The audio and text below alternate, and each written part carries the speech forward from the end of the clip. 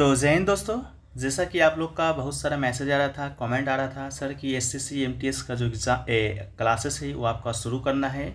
जैसा कि आपका एसएससी एमटीएस का जो 2023 का जो एग्ज़ाम है आपका सितंबर माह में होना निर्धारित है। तो आज का वीडियो है जो कि उसी के ऊपर है। आप लोग के लिए एसएससी एमटीएस का जो क्लास है वो दोस्तों आपका शुरू कर दिया गया है, लेकिन कुछ शर्तों के साथ। ठीक है, तो वो शर्त क्या क्या हैं उसके विषय में हम लोग बात करेंगे। पहले हम लोग वीडियो को स्टार्ट करते हैं। ठीक है, तो पहला जो प्रश्न फ्रेंड्स वह है कि करगम जो लोक नृत्य है किस राज्य से संबंधित है। ठीक है, तो करगम जो लोक नृत्य है, 4 ऑप्शन हरियाणा, राजस्थान, तमिलनाडु और असम। तो इसका राइट आंसर दोस्तों आपका हो जाएगा तमिलनाडु। ठीक है, करगम नृत्य तो भारत के तमिलनाडु राज्य में प्रदर्शित किया जाता है, एक लोक नृत्य है। ऐसा माना जाता है कि करगम की जो उत्पत्ति है तमिलनाडु के तंजावुर गांव में हुई है और इस नृत्य के साथ बजने वाली उपकरणों में ड्रम और लंबी पाइपें शामिल होती है। ठीक है, तो ये दोस्तों आपका तमिलनाडु का था करगम। करगम के अलावा हम लोग बात करेंगे दोस्तों एक आपका लावनी, जो कि दोस्तों आपका एक लोकगीत है, ना कि लोक नृत्य है। ठीक है, तो लावनी दोस्तों आपका ये महाराष्ट्र का है। इसके अलावा लोक नृत्य के विषय में हम लोग बात करते हैं तो लोक नृत्य तो आपका बहुत है, जैसे कि बिहू हो गया जो कि आपका आसाम का लोक नृत्य है। आसाम का लोक नृत्य के साथ साथ बिहू आपका फेस्टिवल भी है, इस बात को भी आप लोग याद रखिएगा। ठीक है, तो बात करते हैं दोस्तों इस क्लास के ऊपर। तो ये क्लास दोस्तों आपका जो शुरू किया गया है बहुत ही ज़्यादा आपका सोच विचार करके शुरू किया गया है कि किस स्वरूप में आपका एसएससी एमटीएस का क्लास चलाया जाए। ठीक है, तो हमारी टीम के द्वारा हमारे द्वारा ये निर्धारित किया गया है कि आपका जो एसएससी एमटीएस का जो क्लास चलाया जाएगा वो आपका 2023 में जो पेपर हुआ था 2022 का एसएससी एमटीएस का। ठीक है, टोटल दोस्तों आपका 57 शिफ्टों में जो पेपर है आपका कंडक्ट हुआ है, तो उन 57 शिफ्टों का ही क्लास आपको चला दिया जाए, जिससे कि आपको एक अनुमान भी लग सके कि आपका किस प्रकार के प्रश्न एग्जाम में आते हैं। और आपको पता नहीं है तो आपको बता दें कि आपके जो एसएससी को भी आपका एग्जाम कराती है, चाहे सीएससी एमटीएस का कराए चाहे सीएचएसएल का कराए, उसमें से प्रीवियस ईयर क्वेश्चन से आपका 50% से अधिक आपका क्वेश्चन प्रीवियस ईयर सेक्शन से ही देखने को मिलते हैं। जो क्वेश्चन चेंजेस होते हैं वो दोस्तों आपका करंट अफेयर से चेंज होते हैं, या तो आपका कुछ नए क्वेश्चन को शामिल किए जाते हैं अगर आपका कट ऑफ आपका बढ़ाना हो तब। ठीक है, नहीं तो ज़्यादातर प्रश्न आपके प्रीवियस ईयर क्वेश्चन से ही आते हैं। तो ये क्लास आपके लिए बहुत ही उपयोगी होने वाला है। बात करें इस क्लास का पीडीएफ का, तो पीडीएफ देखिए फ्रेंड्स, पीडीएफ आपको इस क्लास का टेलीग्राम पर ना मिलकर आपको व्हाट्सएप ग्रुप में मिलेगा। व्हाट्सएप ग्रुप में मिलेगा जो कि दोस्तों आपका पेड होगा, क्योंकि फ्री पीडीएफ देने का मतलब है उस पीडीएफ का गलत यूज भी होता है और आप लोग भी ज़्यादा सीरियस नहीं रहिएगा जब तक आप कुछ दीजिएगा नहीं। ठीक है, तो मात्र 57 शिफ्टों का जो पीडीएफ है आपको मात्र 57 रुपये में दोस्तों आपको मिल जाएगा। ये आपको व्हाट्सएप ग्रुप में मिलेगा, टेलीग्राम ग्रुप में भी नहीं। ठीक है, व्हाट्सएप ग्रुप में दोस्तों आपको सबको ऐड किया जाएगा, जो भी लोग आपके इच्छुक होंगे इस पीडीएफ को प्राप्त करने के लिए। मात्र 57 रुपये में 57 शिफ्टों का पीडीएफ आपको दिया जाएगा। व्हाट्सएप ग्रुप में ऐड होने के लिए आपको व्हाट्सएप पर मैसेज करना होगा। व्हाट्सएप का लिंक आपको डिस्क्रिप्शन में मिल जाएगा, नहीं तो सामने आपको दिख रहा होगा 9973741666। ठीक है, तो ये दोस्तों आपका कुछ शर्तें थी। ठीक है, इसी शर्त के साथ हम क्लास शुरू करेंगे। आज का क्लास है जो कि आपका बेड टाइम है, पहले से भी नहीं बताया गया था कि आपका क्लास है जो कि कितने बजे आएगा। तो आप लोग निर्धारित कीजिएगा कि आपका क्लास है जो कि कितने बजे आएगा। क्लास आपका रिकॉर्डेड भी आ सकता है या तो लाइव भी आ सकता है। तो आप लोग एक बार कॉमेंट सेक्शन में बता दीजिएगा कौन सा समय आप लोग के लिए उपयुक्त है। उसी समय में जो क्लास है आपको हम दिया करेंगे हर दिन एक शिफ्ट का। ठीक है, ज़रूरत पड़ा तो 2 भी और 3 भी आपको दिया जाएगा। जिस प्रकार से आपका एग्जाम का डेट आ जाता है उस प्रकार से और आगे की रणनीति है जो कि बनाई जाएगी। ठीक है, तो चलिए बढ़ते हैं हम लोग सेकंड प्रश्न की ओर। तो सेकंड जो प्रश्न है वो पूछा गया है कि ऐसे अपराध जिनके लिए पुलिस न्यायालय के आदेश के बिना किसी व्यक्ति को गिरफ्तार कर सकती है उसे कहते हैं। 4 ऑप्शन आपके असंज्ञ अपराध, क्रॉस अपराध, नजरबंदी अपराध या संज्ञ अपराध। ठीक है, तो इसका जो राइट आंसर है आपका ऑप्शन नंबर 4 संज्ञ अपराध आपका राइट आंसर हो जाएगा। पुलिस है जो कि कुछ शर्तों के तहत बिना वारंट के किसी भी व्यक्ति को गिरफ्तार है जो कि कर सकती है, जैसे कि हत्या का मामला हो गया, बलात्कार का मामला हो गया, चोरी जैसे संज्ञ अपराध में शामिल हो, या 7 वर्ष और उससे अधिक के कारावास के साथ दंडनीय अपराध संज्ञ अपराध में शामिल करने का संदेह हो, जिसके खिलाफ ऐसी संलिप्तता की शिकायत प्राप्त हुई हो। ठीक है, तो ये दोस्तों आपका राइट आंसर हो जाएगा। नेक्स्ट क्वेश्चन है कि सोने की जो खदान को धंसने के लिए खबरों में रहा सिनजियांग प्रांत किस देश में स्थित है। तो 4 ऑप्शन इसी प्रकार आपके दिए गए थे ऑफिशियल पेपर में, जिसका राइट आंसर आपका चीन हो जाएगा। ठीक है, तो चीन आपका राइट आंसर हो जाएगा। जिजियांग जो प्रांत है आपका चीन के उत्तर पश्चिम में स्थित है। इसके साथ यह चीन का सबसे बड़ा प्रांतीय स्तर प्रभाग है और विश्व का 8वां सबसे बड़ा देश उपखंड है। इसके अलावा इसकी सीमा मंगोलिया, रूस, Kazakhstan, Kyrgyzstan, Tajikistan, Afghanistan, Pakistan और भारत से भी लगती है। ठीक है, नेक्स्ट प्रश्न की ओर बढ़ें तो उससे पहले दोस्तों आपको बता दें कि जो पीडीएफ आपको मिलेगा, पीडीएफ दोस्तों आपको 2 फॉर्मेट में दिया जाएगा। एक फॉर्मेट तो जो आप देख रहे हैं उस तरह रहेगा जो कि आप मोबाइल से पढ़ सकते हैं। दूसरा आपको प्रिंटेबल दिया जाएगा। ठीक है, उसको आप प्रिंट भी करवा सकते हैं और हर दिन का पीडीएफ आपको कंबाइंड होते हुए मिल जाएगा। ठीक है, अलग अलग भी मिलेगा और कंबाइंड होते हुए मिलेगा। जैसे कि आज का क्लास खत्म हुआ तो आज का पीडीएफ आपको दे दिया जाएगा, सिंगल भी और कंबाइंड भी दे दिया जाएगा, जिससे सहूलियत हो उससे आप आसानी से उसको पढ़ सकते हैं। अब बात रही पहले का पीडीएफ का कि सर हमने पहले का जो पीडीएफ खरीद चुका है, तो पहले का जो पीडीएफ आपने खरीदा है जो आपके एसएससी एमटीएस का वो खरीदा है, तो उसमें से दोस्तों आपका जो एनालिसिस के दौरान जो प्रश्न मिले थे उसी प्रश्न को शामिल किया गया है। तकरीबन 50 से 60% प्रश्न आपको उसमें मिला होगा, लेकिन ये जो प्रश्न आपको मिलेगा पूरे 100% के साथ मिलेगा, क्योंकि आपका ये ऑफिशियल पेपर से ही प्रश्न को लिया गया है, उसी में एक्स्ट्रा फैक्ट्स को जोड़ा गया है। ठीक है, तो देखिए नेक्स्ट जो प्रश्न है आपका वो प्रश्न है कि मैग्नस कार्लसन निम्नलिखित में से किस खेल से संबंधित है। ठीक है, तो मैग्नस कार्लसन की बात करेंगे तो ये दोस्तों आपका शतरंज खेल से संबंधित है, तो राइट आंसर आपका शतरंज हो जाएगा। ठीक है, पोलिश ग्रैंड मास्टर्स जन क्रिस्टियन टुड्रा ने मैग्नस कार्लसन के 125 मैचों के नवाद को रिकॉर्ड को तोड़ दिया था और विश्व शतरंज चैंपियंस मैग्नस कार्लसन को नॉर्वे में एक टूर्नामेंट खेलने के दौरान अपने देश में रिकॉर्ड 125 टूर्नामेंट खेलने के बाद 2 वर्षों से अधिक समय में पहली बार हार का सामना करना पड़ा था। ठीक है, नेक्स्ट क्वेश्चन पूछा गया था कि 18वीं शताब्दी में ब्रिटेन में सूती कपड़ा उद्योग के विकास का क्या परिणाम हुआ है। ठीक है, तो इसका ऑप्शन 4 दिए गए थे, जिसमें से एक ऑप्शन आपका भारत में कपड़ा उत्पादन में गिरावट का दिया गया था, जो कि आपका बिल्कुल राइट आंसर था। 18वीं शताब्दी के दौरान ब्रिटेन में कपास उद्योग के विकास ने भारत में कपड़ा उत्पादन पर महत्वपूर्ण प्रभाव डाला है। इसमें गिरावट आई है। इस अवधि को अक्सर औद्योगिक क्रांति के रूप में जाना जाता है, जिसने विनिर्माण प्रक्रियाओं और प्रौद्योगिकी में एक बड़े बदलाव को चिन्हित किया है। ठीक है, नेक्स्ट है क्वेश्चन नंबर 6 है कि वर्ष 1982 के एशियाई खेलों की मेजबानी है किस देश ने किया था। ठीक है, तो इसका जो राइट आंसर है आपका ऑप्शन नंबर 2 भारत इसका राइट आंसर हो जाएगा। भारत ने अब तक 2 बार एशियाई खेल का मेजबानी किया है। जब एशियाई खेल आपका पहले संस्करण का शुरू हुआ था 1951 में, उस समय भी भारत ने ही मेजबानी किया था। उसके बाद से भारत ने 1982 में आपका एशियाई खेल का मेजबानी किया है। इसके अलावा 2022 का जो एशियाई खेल है वो दोस्तों आपका चीन में होगा। सितंबर माह में 2023 में खेला जाएगा, तो 2022 का आपका चीन में हो रहा है। इसके अलावा कुछ वर्ष को देख लिए, कुछ शहर को देख लिए, कुछ मेजबान देश को देख लिए और भारत की रैंक को देख लें तो वर्ष 1951 में आपका नई दिल्ली में आयोजित हुआ था। भारत मेजबान देश था। भारत का रैंक की बात करेंगे तो सेकेंड स्थान पर भारत आपका था। इसके अलावा 54 की बात करेंगे तो मनीला में हुआ था। फिलीपींस में 5वां रैंक पर भारत था। 58 की बात करेंगे तो टोक्यो में हुआ था। जापान की राजधानी है, 7वां रैंक पर भारत था। 1962 में बात करेंगे तो जकार्ता में हुआ था। इंडोनेशिया मेजबान देश था और आपका 3rd रैंक भारत लाया था। इसके अलावा 1966 और 67 लगातार दो बार जो खेलों का मेजबानी किया है बैंकॉक ने किया है, जो कि थाईलैंड की राजधानी है। 5वां स्थान पर दोनों भारत था। 74 की बात करेंगे तो तेहरान जो कि ईरान में पड़ता है 7वां रैंक पर था। 78 वाला बैंकॉक जो कि थाईलैंड में हुआ है 6ठा रैंक पर था।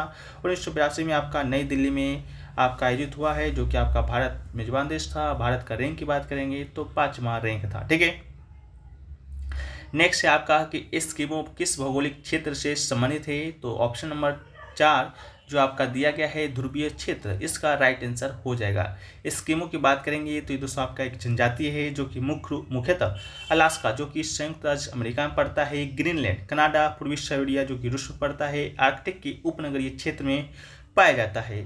जनजातीय उन लोगों का एक समूह है जिनके एक ही पूर्वज या पुरखे हैं। वे स्वयं के लोगों से बने समाज में रहते हैं और उनकी समान संस्कृति होती है। ठीक है, नेक्स्ट है कि भारतीय संविधान की प्रस्तावना में डैश किसी व्यक्ति की गरिमा को सुनिश्चित करता है।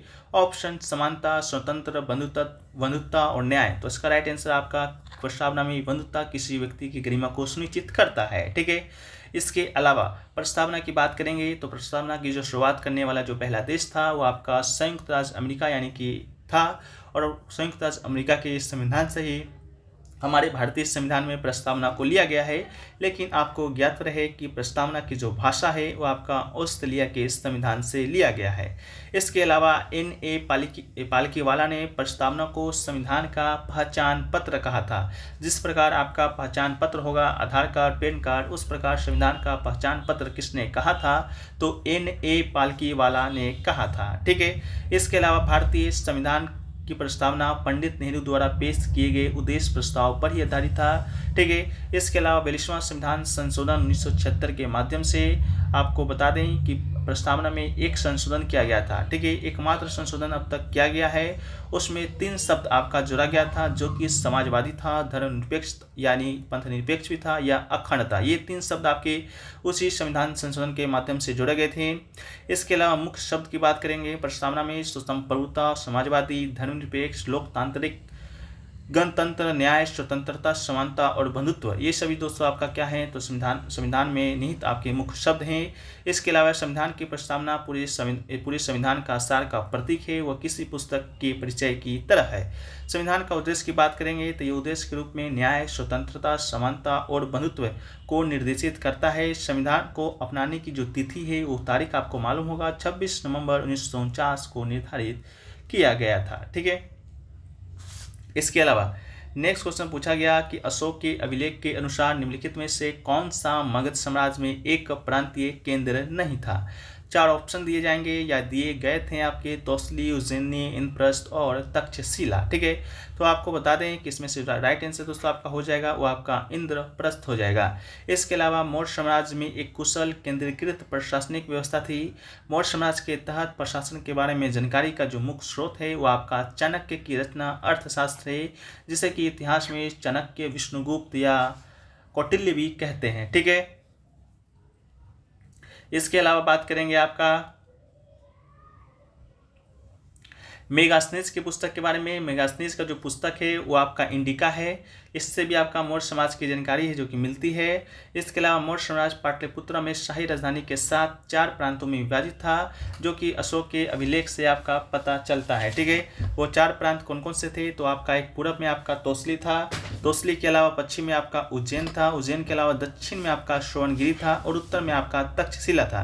तो ऑप्शन में तौसली, उज्जैन और तक्षशिला दिया गया था। एक ऑप्शन आपका इंद्रप्रस्थ का था जो कि आपका राइट आंसर था।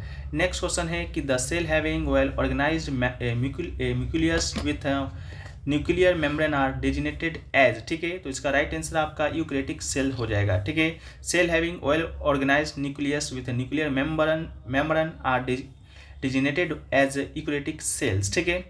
नेक्स्ट क्वेश्चन पूछा गया कि भारत में विश्व बैंक वर्गीकरण यानी कि वर्ल्ड बैंक क्लासिफिकेशन 2020-21 के अनुसार भारत देश की श्रेणी में आता है। ठीक है। तो इसका राइट आंसर आपका निम्न मध्य आय वाले देश हो जाएगा। ठीक है। विश्व बैंक की आय समूह में अर्थव्यवस्था का वर्गीकरण किया गया था, जो कि 4 समूह में किया गया था। एक आपका 4 आय समूह था, जो कि एक आपका निम्न था, एक आपका निम्न मध्य था, एक आपका ऊपरी मध्य था, एक आपका उच्च आय वाला देश था। भारत को निम्न मध्य आय वाले देश में रखा गया था। नेक्स्ट आपका है कि भारतीय राष्ट्रीय कांग्रेस का पहला अधिवेशन डैश में आयोजित हुआ है।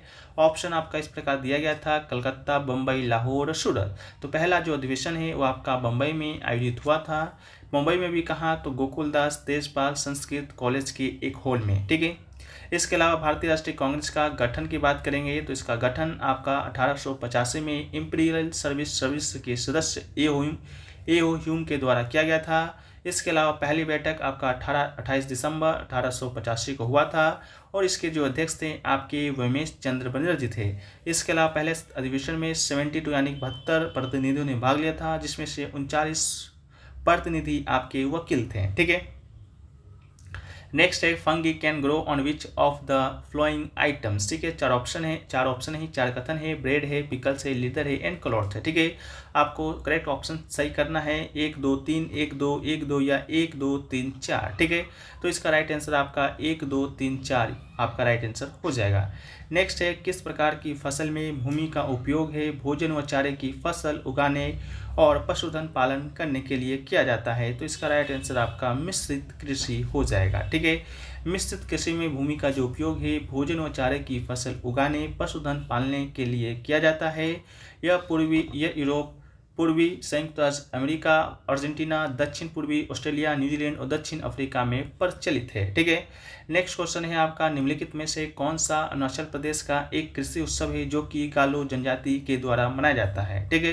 तो इसका जो राइट आंसर है आपका मोपिन, इसका राइट आंसर हो जाएगा। मोपिन जो त्यौहार है प्रत्येक वर्ष अप्रैल में मनाया जाता है अरुणाचल प्रदेश की गैलो जनजाति के द्वारा। मोपिन त्यौहार अरुणाचल प्रदेश की गैलोंग जनजाति के द्वारा अप्रैल माह में मनाया जाता है, इस बात को याद रखिएगा। इसके अलावा पूरे भारत में जितने भी आपके महत्वपूर्ण से संबंधित त्यौहार हैं उसको हम लोग देखते हैं, जिससे कि आपका एक टॉपिक भी क्लियर हो जाए आपके महत्वपूर्ण आपके त्यौहार से संबंधित। तो पहला आपका आंध्र प्रदेश है, जहां आपका उगादी त्यौहार है जो कि आपका मनाया जाता है। इसके अलावा अरुणाचल प्रदेश से आपका लोसर मनाया जाता है। असम की बात करेंगे तो बिहू आपका असम में मनाया जाता है। बिहार में बात करेंगे तो छठ पूजा आपका मनाया जाता है। छत्तीसगढ़ में आपका बस्तर दशहरा मनाया जाता है। गोवा की बात करेंगे तो गोवा कार्निवल। गुजरात की बात करेंगे तो नवरात्रि। हरियाणा की बात करेंगे तो सूरजकुंड शिल्प मेला। इसके अलावा हिमाचल प्रदेश में आपका कुल्लू दशहरा। झारखंड की बात करेंगे तो सहरुल त्यौहार झारखंड में। कर्नाटक की बात करेंगे तो मैसूर जो दशहरा है आपका कर्नाटक में मनाया जाता है। केरल में बात करेंगे तो केरल में दोस्तों आपका ओणम मनाया जाता है। मध्य प्रदेश में आपका खजुराहो नृत्योत्सव। महाराष्ट्र में आपका गणेश चतुर्थी। इसके अलावा मणिपुर में याओसोंग मनाया जाता है जो कि होली के दिन ही मनाया जाता है। मेघालय में आपका नोक्रेम नृत्य महोत्सव। मिजोरम में आपका चाप चारकुट महोत्सव। नागालैंड में आपका हॉर्नबिल महोत्सव। ओडिशा में आपका रथ यात्रा। इसके अलावा पंजाब में बैसाखी। राजस्थान में आपका पुष्कर उट मेला। सिक्किम में आपका लोसुंग। इसके अलावा तमिलनाडु में पोंगल। तेलंगाना में आपका बोनालू। त्रिपुरा की बात करेंगे तो खर्ची पूजा। उत्तर प्रदेश आपका कुंभ मेला उत्तर प्रदेश में। उत्तराखंड में मकर संक्रांति। पश्चिम बंगाल में दुर्गा पूजा। अंडमान और निकोबार द्वीप समूह में द्वीप पर्यटन महोत्सव। चंडीगढ़ में दोस्तों आपका गुलाब महोत्सव। दादरा नगर और हवेली दमन द्वीप में आपका नारियल पूर्णिमा एंड जम्मू कश्मीर में ट्यूलिप महोत्सव एंड दिल्ली में आपका कुतुब महोत्सव है जो कि मनाया जाता है। ठीक है। इसके अलावा लक्षद्वीप में ईद उल फितर। लद्दाख में हेमिस महोत्सव और पुडुचेरी में पुडुचेरी मुक्ति दिवस है जो कि मनाया जाता है। नेक्स्ट है कि भारत में कितने जैवमंडल आरक्षित क्षेत्र हैं, तो टोटल आपका 18 वर्तमान में अधिसूचित संरक्षित जैवमंडल है। संरक्षित जैवमंडल देशों द्वारा स्थापित साइट है और स्थानीय सामुदायिक प्रयासों और ध्वनि विज्ञानों के आधार पर सतत विकास को बढ़ावा देने के लिए यूनेस्को के मैन एंड बायोस्फीयर कार्यक्रम के तहत मान्यता प्राप्त है। वह आपके 18 जैवमंडल आरक्षित क्षेत्र कौन कौन से हैं, तो पहला आपका नीलगिरी है, जिसे कि 1/9/1986 में आपका अधिसूचना किया गया था, जो कि आपका कहाँ है, तमिलनाडु, केरल और कर्नाटक में है। नंदा देवी की बात करेंगे, ये कहाँ पर है, तो उत्तराखंड में है। डेट आपको कोई महत्व नहीं रखता है, कभी पूछा नहीं जाएगा। नोकरेक है जो कि मेघालय में है। ग्रेट निकोबार जो कि अंडमान निकोबार द्वीप समूह के दक्षिण द्वीप पर है। मन्नार की खाड़ी आपका कहाँ पर है, तो भारत और श्रीलंका के बीच में स्थित मन्नार की खाड़ी भारतीय भाग है। इसके अलावा मानस की बात करेंगे तो असम में है। सुंदरवन आपको मालूम होगा आपका पश्चिम बंगाल में। सिमलीपाल आपका उड़ीसा में है। ड्रिबूस खेवा ये आपका असम में है। दहांग दिबांग आपका अरुणाचल प्रदेश में सियांग और दिबांग घाटी का हिस्सा है। पंचमट्टी कहाँ पर है, तो मध्य प्रदेश में है। इसके अलावा खांग चेंद जोंगा कहाँ पर है, तो ये दोस्तों आपका सिक्किम का हिस्सा है, ये आपका एक पहाड़ी है। अगस्त्य लॉर्ड की बात करेंगे तो केरल में नया पेपारा और सेंदुनी वन्यजीव अभयारण्य उनके आसपास के क्षेत्र को कहा जाता है। अचानक मार अमरकंटक की बात करेंगे तो आपका छत्तीसगढ़ में है। कच्छ आपका गुजरात राज्य में है। शीत मरुस्थल की बात करेंगे तो पिन वैली नेशनल और हिमाचल प्रदेश में चंद्रताल और सरचू और क्यूबर वन्यजीव अभयारण्य है। शेष चलम हिल्स की बात करेंगे तो आपका आंध्र प्रदेश में है। पन्ना की बात करेंगे तो ये आपका मध्य प्रदेश में स्थित है। ठीक है। नेक्स्ट क्वेश्चन है आपका कि वर्ष 2023-24 के बजट के अनुसार सरकार के द्वारा प्रत्येक 1 रुपये की प्राप्ति में कॉर्पोरेशन टैक्स कितना होता है, तो इसका राइट आंसर आपका 15 पैसा हो जाएगा। ठीक है। नेक्स्ट क्वेश्चन है कि निम्नलिखित में से कौन तीन प्रमुख प्रकार की शैली में से एक नहीं है, तो आपका एक चुंबकीय शैली है जो कि आपका नहीं है। बाकी जो तीन आपके दिया गया है, आग्नेय शैली, कायांतरित शैली और सऊदी शैली, ये सभी आपके चट्टान का ही क्या है, तो भाग है। चट्टान शब्द का तात्पर्य है दो या दो से अधिक खनिजों के योग से बने ठोस खनिज पदार्थ से है, जिसका कोई निश्चित आकार नहीं होता है। छोटे या बड़े आकार को चट्टान कहते हैं। इसके अलावा रूपांतरित, औषधि और आग्नेय को 3 प्रमुख चट्टान श्रेणियों में वर्गीकृत किया गया है। चट्टान के उदाहरण की बात करेंगे तो बलुआ पत्थर, चूना पत्थर, संगमरमर और बेसाल्ट और ग्रेनाइट आपके चट्टान के उदाहरण हैं। नेक्स्ट क्वेश्चन है कि the rest of my life प्रसिद्ध भारतीय खिलाड़ी की आत्मकथा है? तो ऑप्शन नंबर 2 मिल्खा सिंह इसका राइट आंसर हो जाएगा। ठीक है, the race of my life भारतीय एथलीट मिल्खा सिंह की आत्मकथा है। वो राष्ट्रमंडल खेलों में व्यक्तिगत रूप से एथलेटिक्स स्वर्ण पदक जीतने वाले पहले भारतीय एथलीट हैं। उन्हें खेल में उनकी उपलब्धियों के सम्मान में पद्मश्री से भी सम्मानित किया जा चुका है। नेक्स्ट है आपका खजुराहो का जो मंदिर है किस राजवंश के दौरान बनाया गया था? तो राइट आंसर आपका चंदेल वंश हो जाएगा। इसे चंदेल राजवंश द्वारा 950 से 1050 ईस्वी के बीच बनाया गया था। स्मारकों में हिंदू और जैन मंदिर शामिल है। मंदिर स्थल विंध्य पर्वत श्रृंखला के भीतर है। ठीक है, इसके अलावा इस मंदिर को आपका 1986 में यूनेस्को के विश्व धरोहर स्थल का दर्जा दिया गया था। मंदिर आपके कौन सी शैली में है? तो नागर शैली में है। इसके अलावा खजुराहो स्मारकों का समूह चंदेल वंश के शासन के दौरान बनवाया गया था। नेक्स्ट आपका है गैर जो नृत्य है राजस्थान के डैश समुदाय के द्वारा किया जाता है? तो गुज्जर, जाट, भील, गोंड। तो इसका राइट आंसर आपका ऑप्शन नंबर 3 भील आपका राइट आंसर हो जाएगा। गवरी, हाथीमाना और गैर जो नृत्य है राजस्थान का नृत्य है जो कि भील जनजाति के द्वारा किया जाता है। इसके अलावा राजस्थान के कुछ व्यावसायिक लोक नृत्य की बात करेंगे तो कालबेलिया है, भवाई है, शंकरिया है, पनियारी है और इंडोनी है।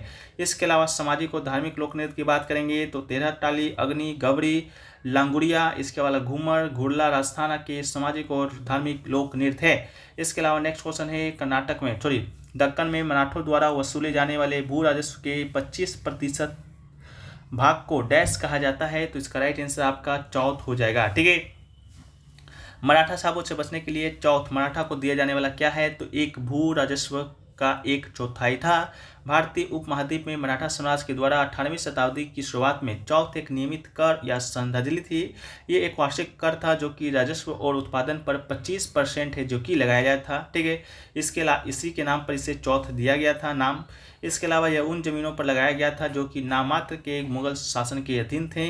इसके अलावा सरदेशमुख की बात करेंगे तो ये उन भूमि पर 10% का कर रोपण था जिस पर मराठों ने वंशानुगत अधिकारों का दावा किया था। ठीक है, इसके अलावा मराठा समाज में सरदेशमुख के कर के रूप में 9 से 10% भू राजस्व था। ठीक है, नेक्स्ट क्वेश्चन पूछा गया इलियास खां का जो जन्म है लखनऊ के संगीतकार घरानों में हुआ था। वो डैश बजाने के लिए जाने जाते हैं। ठीक है, तो इसका राइट आंसर आपका सितार हो जाएगा। ठीक है, इलियास खां की बात करेंगे तो इनका जन्म लखनऊ में संगीतकार परिवारों में हुआ था। उनके जो पिता हैं सरोद वादकों के शाहजहाँपुर घराने से थे जबकि उनकी माँ सरोद वादक के लखनऊ घराने से थी। लेकिन इनका जो संबंध था आपका सितार से था और इनका जो सितार से परिचय है उनके पिता ने ही कराया था। वह कालपी के ध्रुपद गायक अब्दुल गनी के शिष्य थे। ठीक है, नेक्स्ट आपका है मानव शरीर का सामान्य तापमान होता है तो 37 डिग्री इसका राइट आंसर हो जाएगा।